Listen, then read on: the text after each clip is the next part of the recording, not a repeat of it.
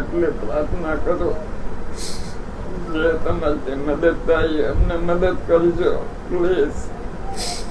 હાલત બહુ ખરાબ છે અને સમય જયારે ખરાબ આવે ને કોઈને કઈ નથી આવતો સમય. બસ મારી એટલી પ્રાર્થના છે.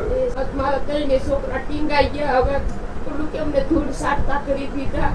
હવે અમારી તને કાંઈ ભય નથી રહી. અમે કઈ ઉપાય કરીએ? આને માં કે નથી માં કે નથી બાપ કે નથી બેન કે નથી ભાઈ, તો ઈ કોની કને રાવ કરે ને કોની કને કે મને આપો એમ. અમે તમને પાછળ 4 વર્ષથી કેન્સર અને 2 કિડની ફેલ છે. કેન્સર મને હમણાં બેને આવ્યા કેન્સર એના રિપોર્ટ આવ્યા, પણ હું આને લીધે થઈને પછી હું દવાખાને ન જતો. અત્યારે ટૂંકમાં પરિસ્થિતિ કઈ પૈસા હાથમાં છે જ નહીં, અને જે હતું એ ટૂંકમાં દવામાં બધું વહી ગયું છે.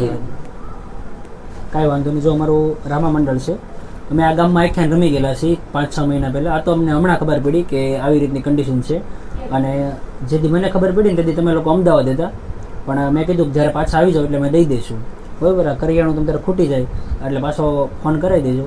અને રહી વાત તમારી દવાની જે પૈસાની છે, તો વિડીયોની અંદર ભાઈનું સ્કેનર નાખેલું છે, બાંભણિયા ભાવેશભાઈનો મોબાઈલ નંબર અને એમનું સ્કેનર નાખેલું છે. નામ જોઈને તમે એમને દાન કરજો. જે કંઈ પણ ફૂલની તો ફૂલની પાકડી મદદ કરશો એ એમને ટેકો મળશે, કારણ કે ભાઈની અત્યારે 2 કિડની ફેલ છે અને ગળામાં કેન્સર છે, અને જે બેન છે એ બેનને કેન્સર હતું. 3 મહિના પહેલાં એનું ઓપરેશન કરાવી નાખ્યું.